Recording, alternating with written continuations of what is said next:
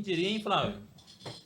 Comemos uma pizza e agora estamos aqui contribuindo para o ecossistema do empreendedorismo. Sofia Loren unindo nações, amizades, networking. Para ser mais sincero, nem comemos a pizza. É verdade. Deve ser um pouquinho mais próximo do... Aí, ótimo. Deixa eu pôr, no... verdade, Deixa eu pôr não perturbar aqui. Naquele dia lá, eu cheguei só para... Você inicia ou inicio? Pode iniciar, Danca. Pode por iniciar? favor. Vai ter muitos EPs aí pela frente e eu vou aprendendo com você. Até eu ficar bom, eu começo. Tá bom. Olá, sejam muito bem-vindos ao segundo episódio do Roots Podcast. Eu sou a Danca e estou aqui com meu companheiro Romerito. Olá, bom dia. Peraí. O microfone tá aqui, tá? Só pra ajudar. Vamos se preparar aqui, vai. Desculpa aí, Sagerato. Não foram formalmente apresentados, microfone Romerito. Fazer a devida apresentação. Porque... O cara tava aqui de lado, né? Olá, sejam muito bem-vindos ao segundo episódio do Roots Podcast. Eu sou a Danca e estou aqui com o meu queridíssimo Romerito Feliciano. E antes de mais nada, já quero agradecer os nossos patrocinadores, GLX e Upstore Gifts, que são pessoas que têm nos ajudado aqui nessa jornada. E aqui temos um convidado que eu vou te dizer, tem uma bela bagagem. É tanta coisa que eu vou ter que ler para ter que te falar. Temos aqui, ó, Flávio de Moraes, que é Master Coach, é hipnoterapeuta e neurocientista.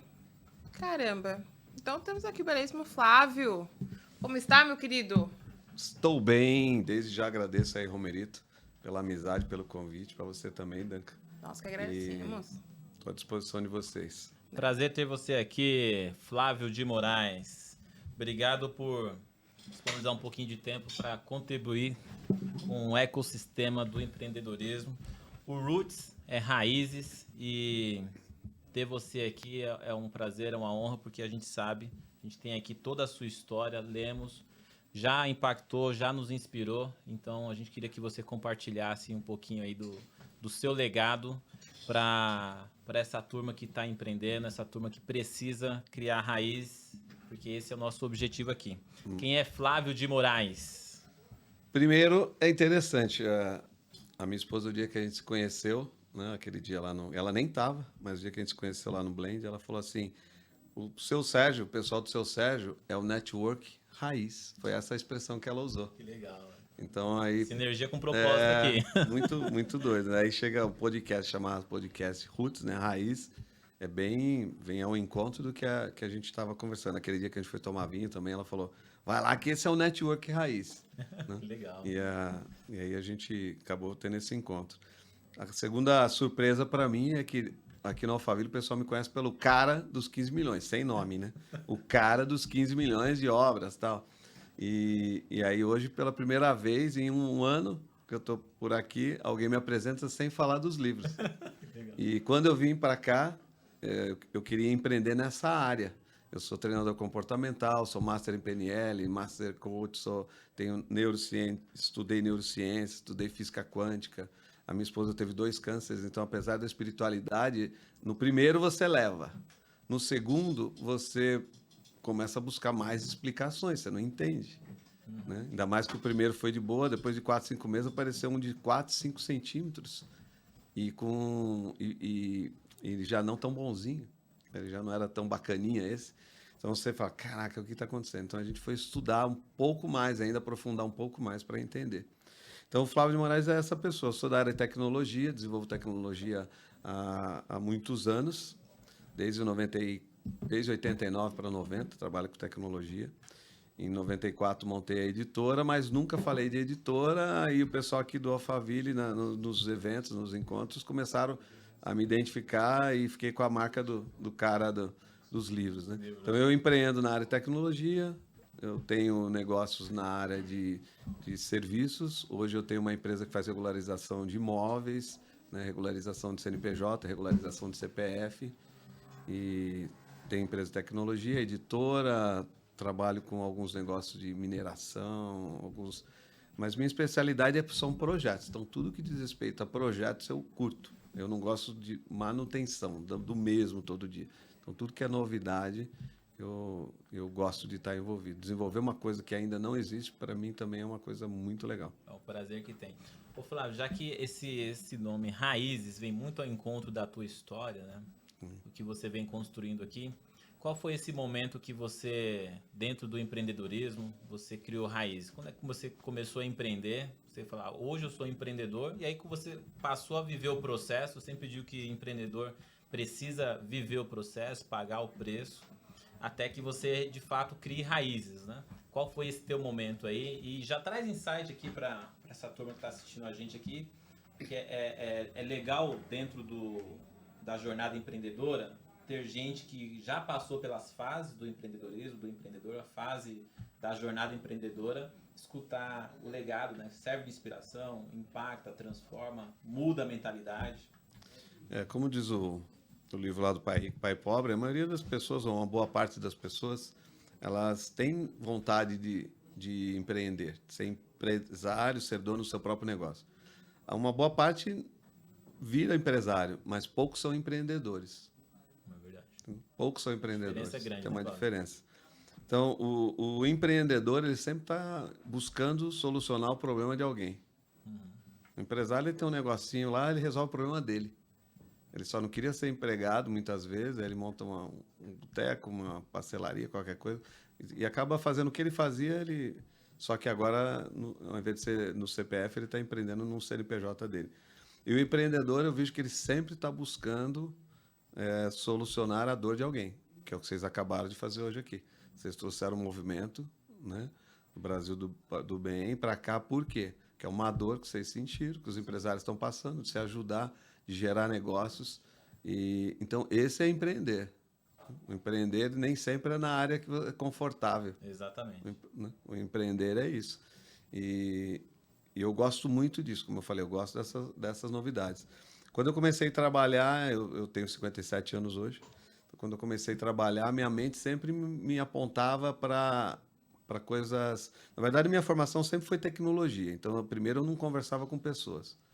Meu primeiro aprendizado foi aprender a lidar com pessoas. Certo. Como eu venho desde os meus 14 anos, eu fiz colégio técnico, fiz faculdade sempre na área de tecnologia, então é lidar com máquinas. Quando eu comecei a lidar com pessoas foi que eu entendi e começou a me dar o gostinho de querer empreender. Que aí eu entendi, comecei a entender de pessoas. Então já desde 96, 93, na verdade, eu comecei a trabalhar com pessoas. E aí comecei a buscar desenvolvimento meu, pessoal, porque você não transforma ninguém antes de estar transformado. Se você não se transforma primeiro, você nunca vai trazer transformação para ninguém. Né? Aliás, você não transforma ninguém, só a pessoa que se transforma, é de dentro para fora. Mas primeiro você tem que estar transformado. Então eu busquei essa transformação. Tempos atrás eu nunca estaria aqui conversando com você, não teria conversado com você nem no Blend, nem teria ido. Eu era o cara do mato, assim, um bichão. E eu brinco até que não tinha nem celular para você disfarçar, né? Falar que não viu. O Romerito tá vindo ali, aí caraca. E aí não tinha nem isso para a gente disfarçar, era passar o carão mesmo de baixar a cabeça e atravessar a rua, fazer papel de ridículo. Era esse mesmo que acontecia. Então, a minha necessidade de empreender foi quando eu comecei a conhecer pessoas. Parece engraçado, mas foi isso. Quando eu comecei a conhecer pessoas, eu comecei a perceber a necessidade de atendê-los de alguma forma. Por isso que aí eu fiz coach, uma hora eu fiz PNL. E hoje eu uso todas essas ferramentas nos negócios que eu faço. Então, tudo que eu faço, eu uso um pouco de cada uma dessas ferramentas. Foi entendendo pessoas, porque todo negócio tem pessoas. Mesmo um B2B tem pessoas atrás de um CNPJ. Tudo tem pessoas. Então, o meu empreender de verdade foi quando eu comecei a entender de pessoas. Entendi. A importância disso, né, Dan? Entender de isso aí. pessoas é o caminho, né? E aí você pega uma vertente que vai para networking. E assim, a gente olha, Flávio, te conhecendo assim, realmente a gente não conhece todos os empreendedores têm uma história para contar, né? E aí você vê o empreendedor já lá dando mentoria, tendo aquela desenvoltura no palco, ajudando outros empreendedores, mas o que você falou é verdade. Primeiro você tem que se transformar para depois você transformar outra pessoa. É impossível mesmo. Você que tem essa formação de neurociência, ô Flávio, fala um pouquinho para nós, assim, porque o empreendedor, ele espera muito do outro. A aprovação, aquele empurrãozinho para que ele dá o primeiro passo. E, às vezes, para ele dar o primeiro passo ou para ele começar a empreender, não necessita do Flávio, da Danca, do Romerito. É dele mesmo, né? Aí, depois que ele se transforma, aí vem a ajuda do Flávio, vem a ajuda da Danca, do Romerito, e aí ele começa ali a trilhar o caminho dele, né? O que acontece? Como eu disse, eu comecei a estudar várias coisas para entender, por exemplo, um pouco passar pela processo de doença, por exemplo, que a minha esposa teve. E tudo que eu estudava, seja neurociência, seja física quântica, eu achava um relativo na Bíblia. Sim. Então, hoje, todos os treinamentos que eu faço, inclusive nas empresas, eu aponto na Bíblia e eu falo assim, eu tenho uma editora, então eu uso a Bíblia como o livro mais antigo, o mais vendido. Então, você pode nem gostar, mas que é o livro mais vendido, mais lido e mais antigo, um dos mais antigos, né? Não o mais antigo. Né? Na verdade, 500 anos, né? A imprensa foi a partir de 1500, então até 1500 a gente tinha só os manuscritos. A Bíblia, como a gente conhece, que é um conjunto de livros, né? Conjunto de livros, a gente tem pouco mais de 500 anos. Nós estamos em 2022, 522 anos. Né? Mas, assim, a história é lá de 4, 5 mil anos atrás. Então, compilado, Bíblia, como a gente conhece, 500 e poucos anos. Mas as histórias vêm aí de mais de 5 mil anos atrás. Então, eu achei paralelo em tudo. E por que eu estou falando isso? Hoje eu tenho um curso de finanças que eu dou nas empresas. Normalmente, eu chamo finanças à luz da Bíblia. Mas nas empresas, eu chamo de inteligência financeira. Parece mais bonito. Por quê? Porque a Bíblia, muitas vezes, para a pessoa, ela vê como, não, ela vem falar de religião. E que eu descobri na Bíblia, e que eu mostro, por exemplo, quando você fala em Bíblia para alguém, a pessoa pensa o quê? O que te sugere Bíblia? Qual palavra vem? Primeira palavra que vem na tua mente quando fala Bíblia. Te lembra o quê? É um livro que fala do quê? Ou são livros que falam do quê? O que vem na tua mente? Quando você fala de Bíblia? Primeira coisa que vem na tua mente? Fé. Fé. O que vem na sua mente, Danca? Doutrina. Doutrina. Então, normalmente as pessoas, quando pensam em Bíblia, pensam assim, é uma doutrinação religiosa, fala de espiritualidade, fala de fé, fala de amor, fala de céu. Olha que doido. 400 versículos falam de amor, perto de 500 falam de fé. Agora, 2.300 falam de prosperidade e finanças. Do que será que a Bíblia fala mais? Entendeu? E esses 2.300 versículos mal interpretados ou mal ensinados foi que trouxe muitos problemas de crença para a maioria de nós. Então, eu uso a própria coisa que... Você sabe que todo antídoto está no próprio veneno. Sim. Então, eu uso essa metáfora. Eu mostro na Bíblia as mesmas coisas que bloquearam as pessoas. Então, quando hoje eu vou na empresa, eu consigo fazer com que os funcionários deles aproveitem melhor, tenham uma inteligência financeira que eles não tinham, que parece brincadeira. Se o funcionário não sabe usar direito o dinheiro, ele tem problemas em casa, ele começa a produzir menos. E ele traz problema para o empreendedor. Sim. Então, a gente ensinando na base, e o próprio empreendedor também. Então, eu ensino isso. Mas o que precisa entender? Na Bíblia fala assim, antes de qualquer coisa, faça planejamento. Antes de começar a construir uma torre, planeje. Para você ter dinheiro suficiente para depois não fazer papel de bobo. Então, o empreendedor, ele precisa primeiro parar e planejar. Nem que seja um planejamento inicial. Antes de começar a empreender. Para não se frustrar. Perfeito. Porque às vezes ele quer empreender numa coisa na empolgação. Isso. Né? E eu vejo que o empreendedor tem que agir, igual eu falei, na dor, não na... Tá funcionando pro Romerito, vou fazer cabo também. Cara, será que é o caminho? Funciona por Romerito. Vou abrir uma contabilidade, o Marcelo está bem. Será que funcionaria para mim abrir uma contabilidade? Então, eu falo muito sobre propósito e talentos também. Então, vai ao encontro, na verdade, disso daí, questão de propósito. É o seu propósito de vida? Sim. Então, a gente tem que descobrir isso para empreender de forma mais efetiva, que seja mais gostoso. Que eu acho que não é para ser um fardo. Se está sendo um fardo, tem alguma coisa errada. O empreendedorismo, ele precisa ser leve, né? E é uma das mensagens que eu levo, Flávio, é isso. O empreendedorismo, ele precisa ser leve. E ele é leve a partir do momento que você entende que aquilo que você esteja fazendo é propósito. Se você começa a empreender por dinheiro, ou na maioria das vezes, como os empreendedores começam, por uma necessidade financeira, perder o emprego, ou precisa complementar a renda, né? E aí ele começa a empreender, investe o pouco que tem de repente numa poupança, começa a empreender por necessidade e aí se perde no meio do caminho porque não busca essa orientação, não busca mentoria, não busca saber quais são as fases iniciais que o empreendedor tem que passar dentro da jornada, porque o foco dele está apenas em ganhar aquele dinheiro rápido, né? E aí não tem nenhum empreendedor de sucesso foi rápido. Todos tiveram que passar por um processo, pagar o preço, entender qual era a fase que ele estava, se já era o momento de passar para outra fase. E aí, quando você fala que o empreendedor, ele vê o Flávio hoje com uma editora prosperando, né?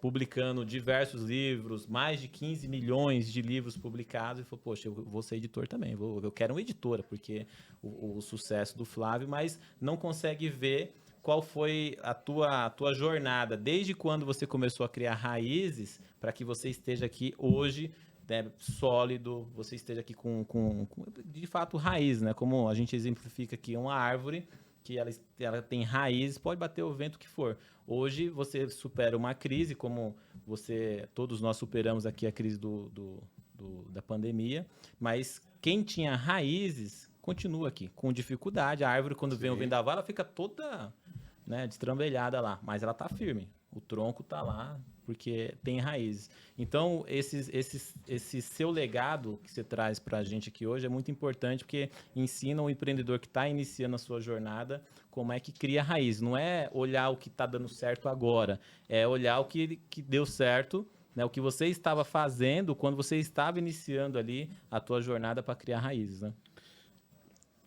Pensa primeiro, eu construí a editora em cima da experiência do meu sogro. Meu sogro fez a Veja por 25 anos. Perfeito. E aí minha esposa, ela, desde os 14 anos, ela trabalha com editora. Eu nunca trabalhei. Eu só montei a editora. Mas eu trabalhei na dor, aquilo que eu falei. Inconscientemente foi isso que eu fiz. Quando eu abri a editora, era o processo que a gente estava digitalizando os livros. Os livros vocês não vão lembrar, mas você pegava livro de matemática, esse livro mais antigo, você via a raiz, né, era tudo feito à mão, aquilo ali. Aquilo lá era... Não sei se eu sou dessa geração ainda, viu? Não. Mas se você pegar muitas coisas, é feito à mão. Depois que começou a digitalizar. Então, quando eu montei a editora, tinha uma dor. Transformar todos os livros de todas as editoras. Macron Books, que hoje você nem vê muito no Brasil, mas a Macron Books, Macron Rio, a Siciliano, todas eram editoras grandes e precisavam transformar os livros. E a gente montou a editora trabalhando na dor deles. Então, os primeiros livros que eu fiz eram para os outros. Os primeiros livros que nós produzimos eram para outras editoras. Eu nunca trabalhei com editora. Nunca. Enfim, comecei a ser, igual eu falei, o pessoal me gravou uma placa nas minhas costas de 15 milhões e aí não consegui fugir disso. Mas até então eu nunca trabalhei com editora. Então eu usei essa experiência da minha esposa, no caso, que nem era minha esposa na época, só era minha namorada e minha sócia. Ela era minha sócia, minha namorada, depois ela deu o golpe em mim, casou. Eu falo que daí ela deu um tom em mim, casou. Ela deu um golpe e me casou comigo lá. E é engraçado que a editora chama DDM, e quando a gente lançou, era Digital Designer Multimídia, nós fomos a primeira empresa, uma das primeiras empresas de multimídia do Brasil. E depois que ela casou, o nome dela ficou Daiana de Moraes. Então parece que o nome da editora é o dela. Entendeu? Ela até se aproveitou do fato. Falou, já vou tomar posse, que não tem como negar que é minha, DDM. Então eu acho muito importante essa questão. Sabe? A pessoa vai empreender, tem um dinheirinho, mas faz alguma coisa que ela faça com facilidade. Né? No Ikigai, que é uma ferramenta que a gente usa no coach, a gente ensina como chegar no seu propósito e missão de vida. Então, o que você faria todos os dias da sua vida? Acordaria cedo com disposição, feliz da vida, mesmo que você não ganhasse dinheiro com isso. Então, esse é um bom caminho. Isso é importante. Isso já vai te dar prazer. Né? Aí depois você tenta descobrir o que é que você faz bem feito e que o mundo pagaria para você fazer. Uma terceira vertente é o que o mundo precisa e o que você sabe fazer. Quando você junta essas três coisas, você acha o seu propósito, ou está muito próximo do seu propósito. Que também não é um propósito único de vida, mas te ajudaria a começar. Aí mapeando. Mapeando. Que daí você suportaria as dificuldades que virão. Igual você falou, o vento virá, não tenha dúvida, tempestade virá, crises virão. Você só vai suportar, amigão, se você faz alguma coisa que te dá prazer. Não é temporário o negócio. Não é uma felicidade temporária. É alguma coisa que arde no teu coração. A hora que você vê, você passou 3, 4, 5 horas, uma noite fazendo, você nem se deu conta. Então, esse é um... Para quem não começou, eu acho que esse seria o começo. Tem gente, igual você falou, que vai pelo dinheiro. Né? Eu, por exemplo, sou da área de tecnologia. Hoje eu vejo neguinho fazendo tecnologia porque dá dinheiro, ou deu dinheiro. Mas, às vezes, a pessoa não tem afinidade nenhuma. Eu tenho muitos amigos que estão afastados por depressão, problema de ansiedade. Por quê? Porque se aventuraram numa área que dava dinheiro, mas não dá prazer. Porque o prazer parece muito romântico. Não é. Quando você tem prazer, libera dopamina. O seu cérebro identifica o hormônio que escorre pelo seu corpo, já faz o trabalho de lubrificar suas engrenagens. Vamos falar assim, Deus já deixou tudo prontinho. Tem os hormônios certos para cada coisa. Então, se você não tem essa compensação, né? Essa recompensa, tudo que a gente faz, a gente busca recompensa. E o nosso corpo ele foi feito para nos dar a recompensa no tempo certo. Então, a pessoa trabalha, mas não se sente prazerosa. Não libera dopamina, logo o cara começa a liberar o outro hormônio, fica mais estressado, né? Fica mais cansado, fica mais doente. Essa área é tão abrangente, né, Danca, que a gente ficaria aqui, acho que o dia inteiro. Falando. E assim, em 1995, a DDM, certo? Se tornou pioneira em... Vamos ver aqui. Primeiro guia eletrônico em CDs da internet. Como que foi isso aí para vocês? Só pra gente... A editora eu abri em agosto de 94. Então, sábado passado, nós completamos 28 anos. Né? Então, a maioria das empresas por aí não tem nem 28 publicações, mais 28 anos. Que não são 28 dias. Que eu falo assim, um KNAI qualquer um pode ter, né? Mas eu posso ter um KNAI de cabos elétricos, mas será que eu vou fazer isso com competência? Exatamente. Posso ter um KNAI que me permita mexer com marketing digital, mas será que eu vou ter competência da Danca para fazer isso? Então, em 94, eu abri a editora. E um sócio virou meu sócio, ele era diretor da IBM na época. E ele falou, cara, quer ganhar $1 milhão de dólares? Eu falei, claro, quem não quer? Porque eu era da área de tecnologia e ele também. Então, nós não estávamos falando da editora. Mas a editora foi peça fundamental. Eu sempre digo que a editora foi um presente de Deus, que ela, sempre nos momentos difíceis, ela me amparou. Quase um bote salva-vida, assim, um colete. Sempre ela aparece. Então, eram 2 caras de tecnologia falando em criar o primeiro dicionário de TI do mundo, que não tinha. E a gente começou a trabalhar nesse processo de criar um guia. E aí, a gente começou a buscar coisas, e a gente sentiu dificuldade nas buscas. Aí ele falou, pô, se a gente tivesse um guia para achar essas coisas, ele falou, pô, um guia, tá aí. Vamos criar um guia?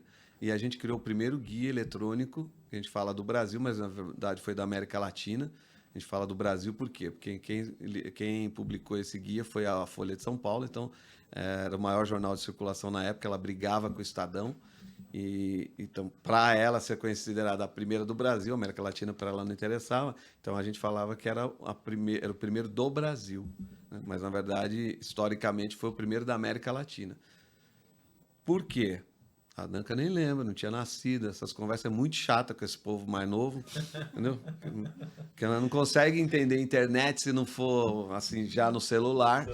Né? Então, em outubro de 95, Fernando Henrique decretou o início da internet no Brasil. Outubro de 95. Quando ele sancionou, daí até a internet funcionando, era uma outra história. Então, nós lançamos o primeiro guia eletrônico. Os computadores nem tinham internet, a internet era muito ruim, era aquela linha de escada, caía. Essa eu lembro. Então, nós conseguimos compilar 120 mil empresas. Na época era só Grande São Paulo, então 120 mil empresas aqui de São Paulo. Tava no disquete isso? Colocava, começou num disquete, que vinha no bando, a gente saía nos computadores da IBM. Então, quando você comprava o computador, não vinha um monte de CDzinhos, saía do disquete, mas depois, em seguida, já veio o CD. Em 96, os computadores já começaram a sair com CD. Então, no jornal, na verdade, foi CD já. Então, por isso que é o primeiro CD. Não só é o primeiro guia eletrônico, mas o primeiro CD encartado em jornal na América Latina também fomos nós. Então, foram 500 mil CDs na primeira tiragem. Então, você andava por São Paulo, os outdoors eram assim, primeiro guia eletrônico do Brasil, mais de 120 mil empresas na palma da tua mão. Porque as pessoas só conheciam lista, né? Sim, a lista amarela lá. Lista amarela. Então, nosso produto chamava Páginas Eletrônicas, as amarelas no seu micro. Então, era o nosso slogan. Eu nem pensei, senão não tinha trazido. E a gente vendeu 500 mil, 800 mil na segunda tiragem, 1.250.000. Então, você imagina, foram 500 mil dólares mais ou menos de lucro no primeiro, 800 mil dólares e 1 milhão e 200. Então, eu fiz o meu primeiro $1 milhão em 96. E aí é importante. Fazendo esse Quantos anos guia. você tinha, Flávio, quando você 96, atingiu o primeiro milhão? 31 para 32 anos. Primeiro milhão, que naquela época já era um grande feito, Já. né? E esse guia era muito doido, porque como as pessoas não conheciam nem que era internet, nem conseguiam conceber, penso que é igual você falar de metaverso para as pessoas. Assim, a pessoa fala, mas não tem noção do que está falando. Então, internet... Que é muito recente, né? A gente tinha uma equipe de vendedores, chegamos a ter 50, 60, quase 100 vendedores que eles iam nas empresas e falavam, quer anunciar? O cara falou, como assim anunciar? Não, a gente vai ter um CD...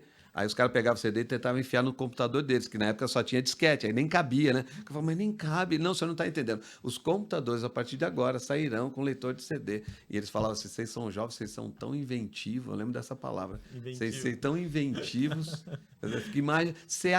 Tem isso escrito, tá? Que a gente tem as visitas, está escrito assim, você acredita que alguém vai entrar no computador para procurar minha pizzaria? É legal Você consegue visitar imaginar? esse museu, né? Você consegue imaginar isso, então? A gente ouvia muito isso. Eu tenho um tio que é forte aqui no Santana do Parnaíba, tem a indústria de caixa de papelão, que eu lembro que quando eu fui, ô tio, anuncia aí, ajuda nós. Ele pegou, abriu uma salinha desse tamanho aqui, pegou uns armários, ele puxava, ele falava assim, olha a GM, puxava uma ficha, a GM, a última caixa que ela comprou para embalar, não sei o que, não sei o que, quer ver, não sei quem, olha aqui, pá, tal empresa. Ele puxava as fichas, não estava nem no computador. Ele falou, você acha que alguém vai ficar procurando a gente para... Não sabia nem que era internet, então ele não conseguia conceber. Sim. Ele achava que era só ali. E na época a Globo tinha lançado uma novela que falava das ciganas, né, dos ciganadas. Tinham Yuri, Adara, eu lembro até hoje. Por que eu lembro? Porque quando a gente falava, você sabe o que é internet? O cara falava, não é aquele negócio da novela? Só sabia que era isso. O que era na novela? A Dara fazia faculdade num lugar, tinha um microfoninho e o cara conversava no outro lugar, que não era só por telefone, só porque era um microfonezinho e a pessoa atendia em outro lugar. Então, para eles, aquilo era internet. Então, a gente teve que implantar uma cultura, educar, né, que na época tinha BBS, que chamava. E BBS, para quem não conhece, era um computador ligado no outro computador. Então, eu comprava o direito de acessar o computador seu. E lá você punha um monte de joguinhos, por exemplo, eu acessava o seu computador para jogar. Então, não era em rede ainda, não era net, né? Era só eu e você, ou várias pessoas e você. Depois que veio o conceito de internet. Aí que nasceu os servidores, né? Porque hoje seria um servidor isso. Na verdade, servidor existe desde que existe computação, né? né? Um servidor, por exemplo, o primeiro internet foi criado pelas faculdades para servir o exército, né? Para pesquisar tecnologia durante a guerra. Então, essa comunicação era com as bases do exército. Então, sempre houve um computador para servir tudo. E aí vem até aquela... Eu uso até esse exemplo aí, como eu sou tecnologia, para falar isso. Na Bíblia, muitas pessoas entendem que o maior quer ser líder, seja o que mais serve. E aí você vai nas igrejas e vê o cara limpando, faxinando, tirando cocô do vaso. Porque é útil e necessário, mas não é disso que se trata. Qual que serve mais? O computador que está na ponta ou o cara que está atendendo a base de clientes do Bradesco aqui? É verdade. Então, o que lidera é o líder, é o servidor aqui doido. O que é o líder dos computadores, o que todo mundo acessa para buscar saldo, transação, na verdade, é o maior servidor. Então, o servidor é aquele que transborda na vida de mais gente. Não é o cara que só faz as coisinhas pequenas, que também é importante. Quando você fala de tecnologia, você é um cara de tecnologia, né? Quando você fala de tecnologia, não tem como você não ser um cara inovador. Para você estar vivo, trabalhar com tecnologia, o tempo que você trabalha, estar na ativa hoje, para mim já significa que você é um cara inovador. Você vem se reinventando, né? Você passou por todos os processos de transformação de tecnologia aqui no Brasil, que a gente sabe que normalmente é um pouco lento, né? Frente a outros países que já são desenvolvidos. O Brasil ainda é subdesenvolvido, as tecnologias aqui demoram para chegar, mas você viveu toda essa migração de tecnologia, e tecnologia que hoje você compra um aparelho desse, amanhã ele já está obsoleto e tal. Então, para mim, quem trabalha com tecnologia, ele é um cara que está sempre se reinventando, sempre se inovando, que não é diferente do empreendedor, que quando inicia o seu negócio, ele monta aquela estratégia inicial, depois ele muda no meio do caminho, vai mudando, a estratégia sempre muda, o objetivo precisa ser fixo, mas a estratégia vai mudando, né? Você que trilha, Flávio, essa jornada há tanto tempo e já vem construindo o teu legado, eu queria que você deixasse uma mensagem aqui para a turma que empreende, que está começando, que tem muita gente que vai começar o seu legado ainda, tem muita gente que já está escrevendo o legado, de repente está meio perdido, né, Duncan? No meio do caminho aqui, e pelo fato de ser tecnologia, que tecnologia ela te provoca mesmo, você tem que se reinventar, porque senão o que você fazia o ano passado, esse ano já não serve. Total. E aí você tem essa provocação constante, né? Que também o empreendedor, para mim, ele é a mesma coisa. Se você tá aqui o mesmo do mesmo, mais do mesmo, vai chegar uma hora que o próprio mercado ele te expurga da fila, né? Eu acho que primeiro tem que ter um entendimento, né? As pessoas entendem com inovação tudo que é novo. Sim. Na verdade, inovar é fazer diferente a coisa que você já fazia. Isso é inovação. Perfeito. Então, não é a nova Tá aí tecnologia. o segredo, né? Então, é como eu posso fazer diferente uma coisa que eu já faço e que dá certo. Então, isso é inovação. As pessoas normalmente imaginam que inovação é o modelo novo do celular. Mas se você entender que o modelo novo do celular ele está fazendo a mesma coisa, só que de forma mais eficiente e de alguma forma diferente, né? Ele está se inovando. Não é porque a tecnologia às vezes é mais nova. Ele só descobriu um jeito diferente de fazer as mesmas coisas. Aliás, por isso o sucesso do iPhone, né? Que o Steve Jobs ele nunca falou vamos fazer melhor que o concorrente. Ele sempre fala vamos fazer diferente. Não está preocupado em ser o melhor.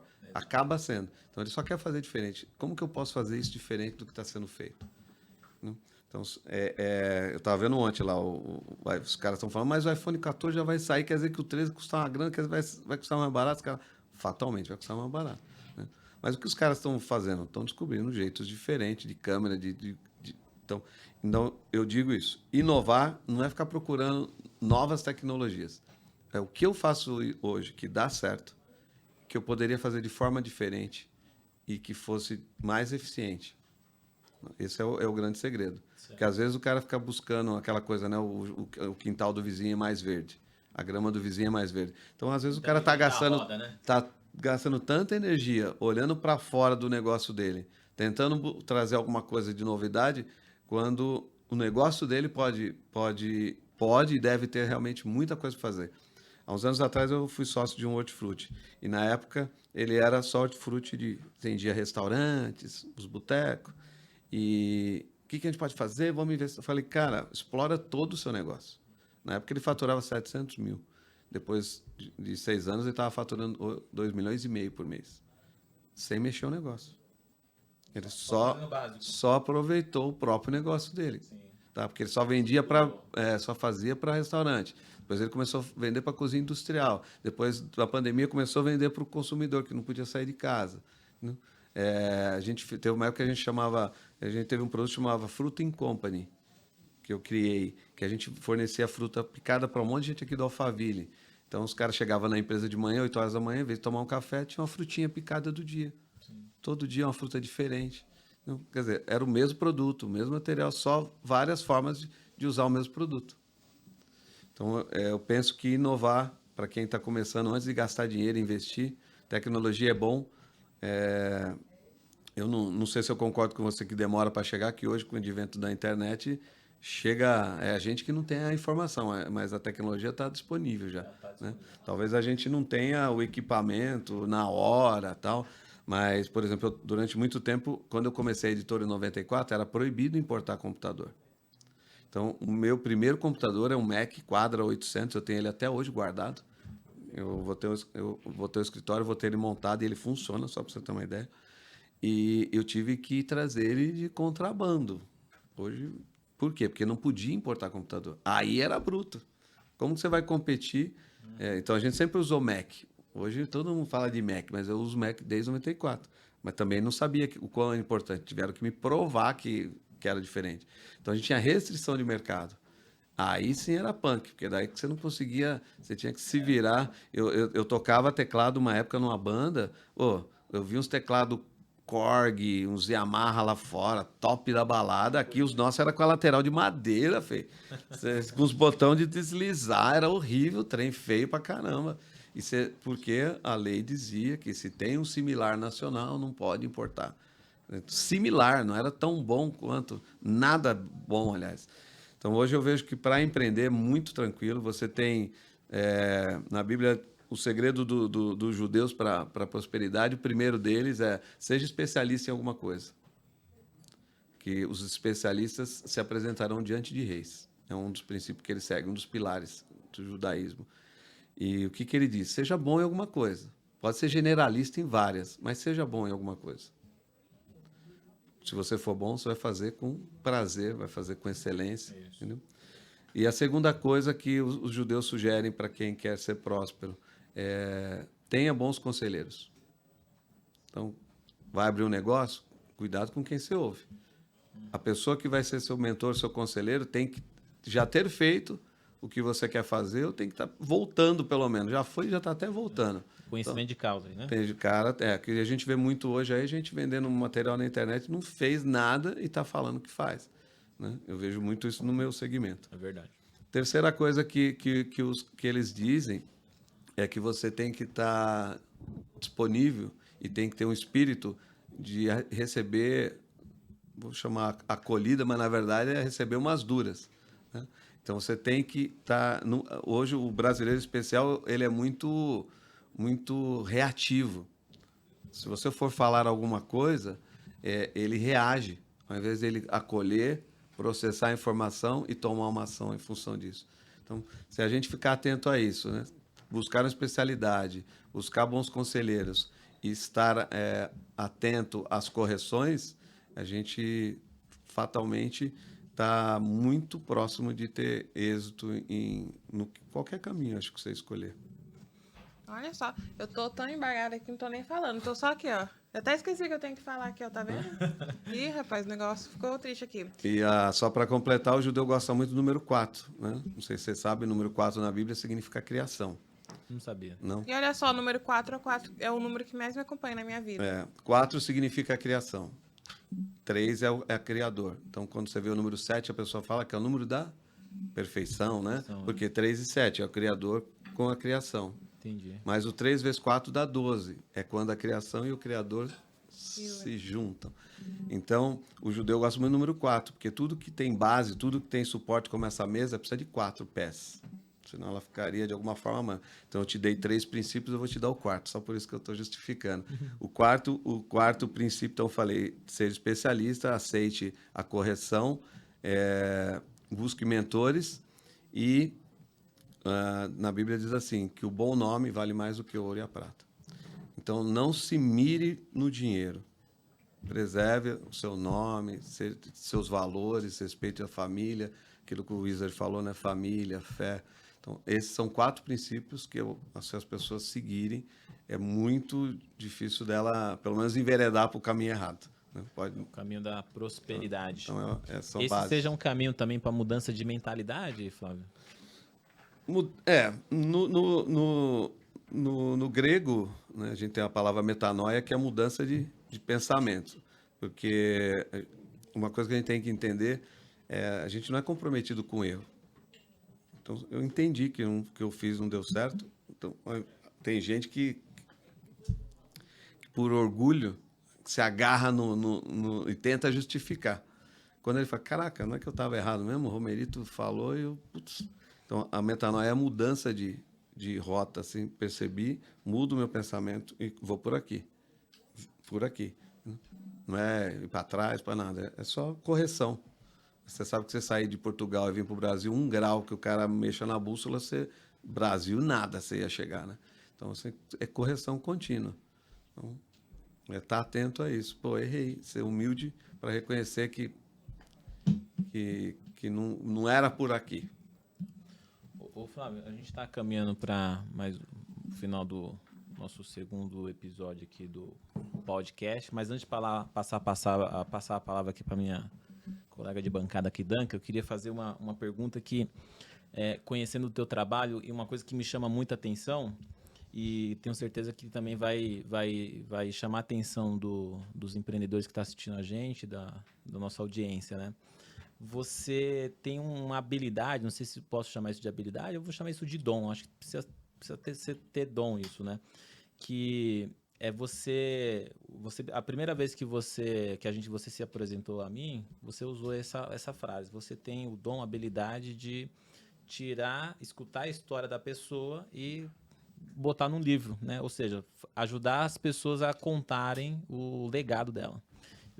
Eu acho isso muito importante para o empreendedor, porque o empreendedor, aquele que já entendeu que ele não empreende por dinheiro, se ele não empreende por dinheiro, certamente é por um propósito, por um legado que ele está escrevendo, né?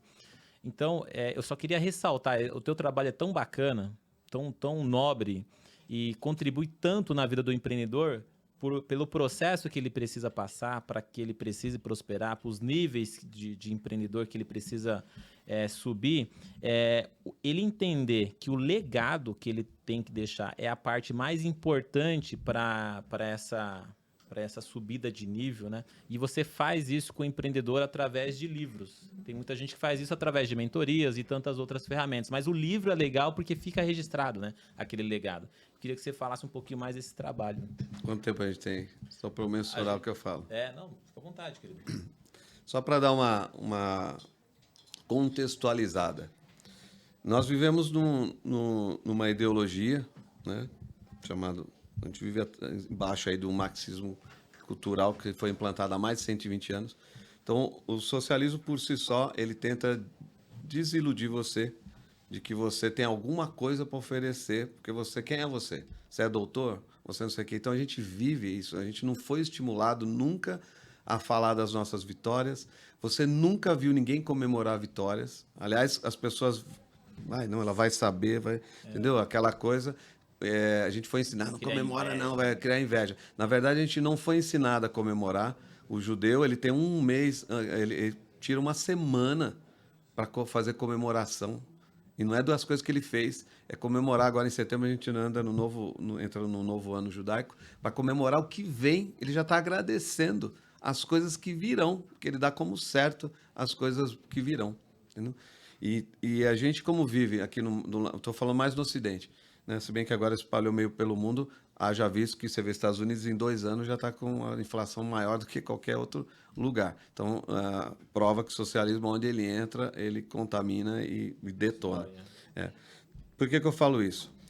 Como a gente não é estimulado a contar da nossa vida, como a gente não é orientado a partilhar os nossos sucessos, a compartilhar da trilha que nós fizemos para atingir, né? É tudo escondido, não comenta, não fala.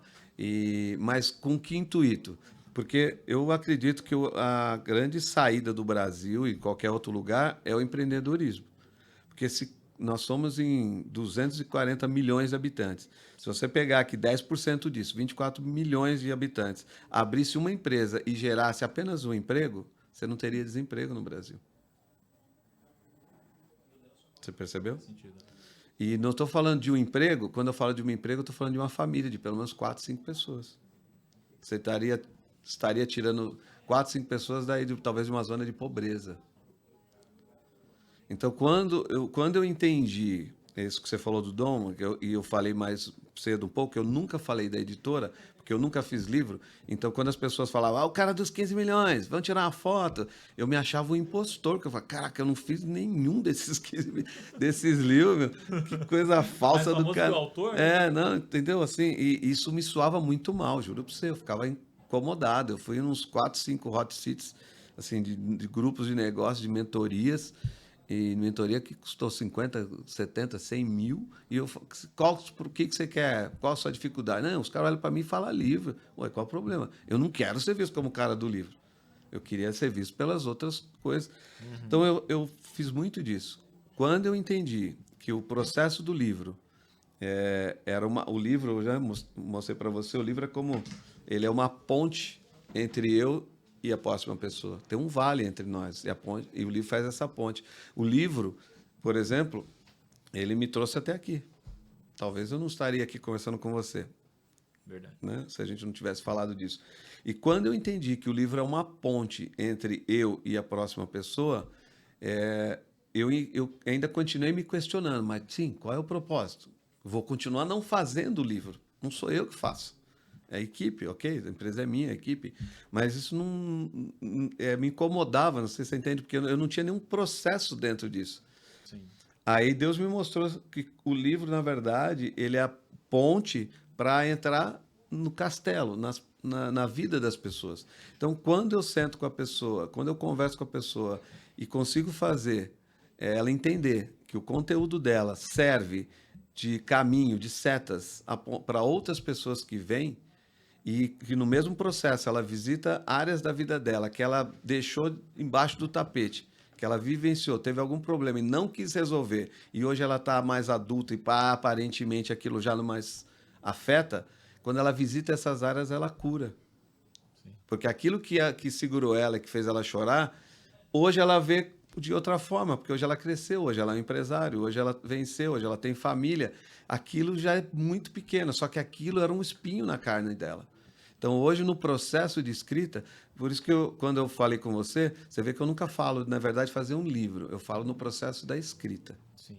Eu não falo de fazer livros. E nem estou preocupado se vai fazer comigo, não é. Mas o processo de escrever a tua história. Eu acho que todo mundo tem... Acho não. Hoje eu defendo a bandeira. Todo mundo tem que escrever a tua história. Porque quando você escreve, você visita áreas da sua vida que você não quis resolver ou não pôde por algum motivo. Sim.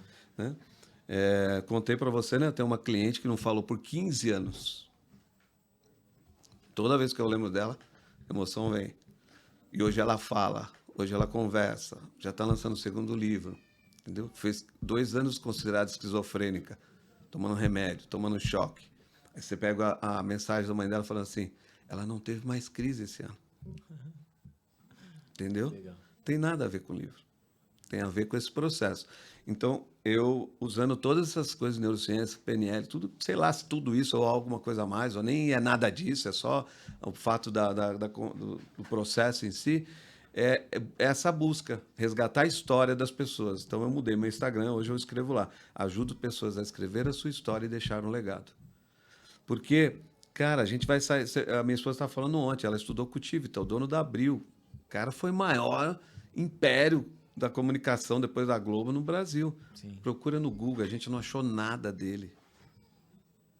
Que legado que esse cara deixou. Talvez se eu perguntar quem era o dono da Abril, as pessoas nem sabem o nome. É verdade. Percebeu? Não deixou um legado. Um cara que mexia com isso não tem legado da história dele. O cara construiu para esse país. Né? Então, o socialismo ele faz isso. Porque é o seu exemplo, as coisas que você teve que superar, que vai me motivar a fazer também. Sim. Porque como a gente vive num vitimismo, eu acho que essa merda que está acontecendo só acontece comigo. Oh, susto comigo, eu sou azarado, eu não nasci para isso, eu não dou sorte. É bem que meu pai falou que eu ia ser nada nessa vida. Aí, cara, tudo isso faz sentido para ele no primeiro escorregão que ele toma. Quando ele pega o livro e fala, caramba... Olha o cara, saiu do nada, né? Pega lá o Rufino, o cara morou na favela, o cara comeu do lixo, o cara, ao invés dele falar que ele fala lá, né? Você não ficou doente? Não, pelo contrário, me deu mais imunidade. Então, assim... O queijo mofado lá. Aprendeu a fazer do limão uma limonada, não fazer careta. Então, Quando você pega pessoas que vivenciaram isso, você fala, cara, não tenho desculpa para fazer isso. É verdade. Tá? Eu tenho no livro lá, eu tenho um aluno que trabalha aqui na HP, ele era cadeirante, eu dava aula para ele, ele subia 3 andares de costa, assim, cara. Assim, o mais improvável. Hoje ele é um top aqui na HP. Hoje, esses dias ele mandou uma mensagem, agora eu respondo direto pro presidente. Entendeu? E ele fala assim, eu lembro tudo que você falava para mim na escola. E aí, ajudar as pessoas a contar o livro, eu lembro de quando eu dava aula. Que eu dava aula para formar um profissional, não dava aula só para... Ganhava nada, né? Ganhava muito mais na minha área. Então, hoje eu vendo esse cara, eu vejo o que eu estou fazendo com outras pessoas no processo de escrita, é igual, sabe? Assim, a vida que ele tem hoje, ele foi mostrar o carro novo dele, zerinho, a cadeira que era de carbono, custa não sei quantos mil. Falei, caramba, meu, que top isso daí. E é isso que o empreendedor precisa. Ele precisa de ferramentas. E o livro, ou um blog, ou qualquer coisa, é uma ferramenta que as pessoas podem deixar para os outros seguirem. Porque talvez a sua dificuldade é a minha. Aquele problema que você teve, que você não quis resolver, hoje sou eu que estou passando. E aí eu tenho um guia ali, uma bússola, para naquele momento, mesmo que eu não acredite, eu siga os passos que você está falando. E é nesse ponto que eu vejo a importância de escrever e do livro. Então, hoje eu oriento todo mundo a escrever. Igual, de novo, não precisa ser comigo, tem outros lugares bons para se fazer. Mas, na nossa editora, eu gosto de fazer bem feito. Eu até vou pedir o vídeo, não sei quem, aquele cara que estava com a câmera, que o Wizard pegou o livro, eu dei para ele aquele livro, depois eu te dou. Ele pegou e disse o seguinte, que livro bonito. Que legal. Entendeu? Você é um cara que mexe com educação. Uhum. Pegar um livro. Assim, na verdade, eu meio que estou acostumado, porque é para isso que eu faço. Sim. A gente fala, não faço pastel. O pessoal faz pastel. Dá um de queijo, dá um de carne. Então, dá um livro. É como assim, eu não. A gente entrega, tanto que nós somos talvez a única editora que a gente trabalha com avatar. Para quem é o livro? A quem se destina? É homem ou mulher? É jovem ou é idoso? Sim. A gente trabalha entre linha, entre letra, a gente trabalha o fonte. Você pega os livros, é tudo Arial, o cara não tem trabalho nem de buscar fontes diferentes para um público. Então, a gente trabalha a cor, a gente trabalha a capa, a gente trabalha tudo isso. Né? Então, a gente tem esse cuidado. Mas por quê? Porque nos agrada. Sim.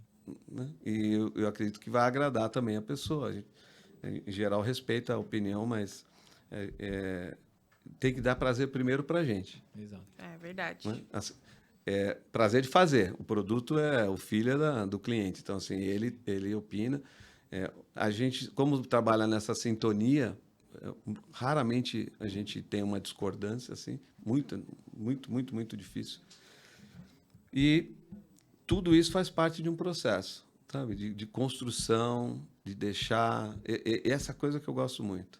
Tem uma trilha a ser seguida. E eu trabalho fazendo com que as pessoas entendam que toda história importa, toda história conecta e toda história cura. Olha só. Essas 3 coisas que a gente não foi ensinado. Pode falar. Vou escrever um livro. A maioria das pessoas fala, minha mãe falou que ninguém vai ler, nem ela. Eu já ouvi N vezes. A família Isso é novamente. verdade.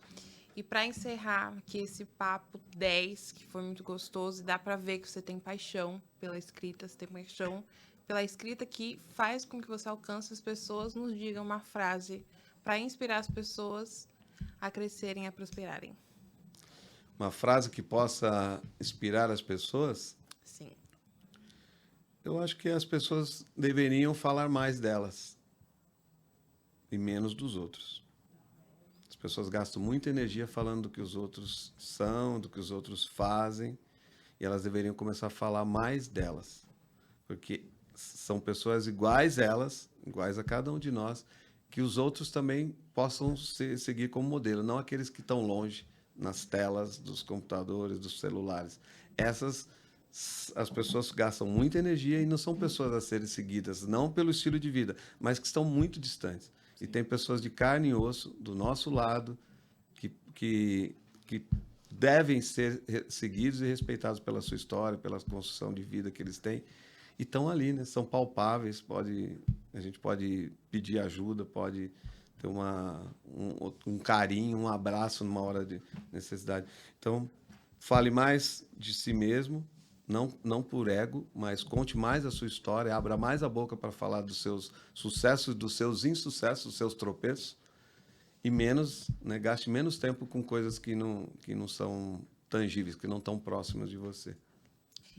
E é isso. Muito obrigada pelo papo, Flávio. Foi enriquecedor. agradeço. Foi, assim, emocionante e muito gostoso de ouvir você falar. Você tem muita paixão. E suas redes sociais? Como te encontrar? A minha é Flávio de Moraes, D.I. Moraes. E se quiser da editora, DDM, Dado Maria, editora. Muito bem, nos siga nas redes sociais, Rootscast. E é isso, até o próximo episódio. Obrigada. Tchau, gente. Grande abraço. Obrigado. Aê. Aê, Flávio!